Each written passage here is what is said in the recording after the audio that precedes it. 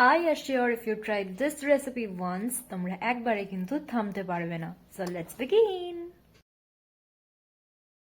হ্যাঁ হ্যাঁ ঠিক ধরেছো, এটা সেই ভাইরাল চকো স্ট্রবেরির রেসিপি। তো ফার্স্টে তো আমরা জানি স্ট্রবেরিতে অনেক কীটাণু থাকে, তো ওই জন্য ভিনেগার আর ইনো বা বেকিং সোডা দিয়ে ভালো করে ধুয়ে নিতে পারো। দেখো আমি ধোয়ার পর কতটা নোংরা বেরিয়েছে। আমি কিন্তু এটা দুবার প্রসেসটা করেছি ভালো করে যাতে ধোয়া যায়।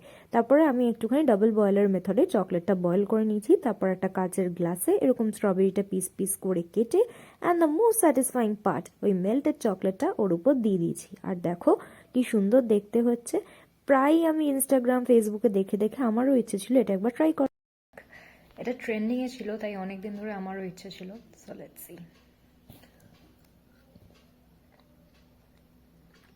সো গাইজ, এই টক টক স্ট্রবেরি আর চকলেটের মিষ্টি মিক্সচারটা কিন্তু ডেফিনেটলি ওয়ার্থ ট্রাইং। তো একবার ট্রাই করে অবশ্যই জানিও কেমন হয়েছে।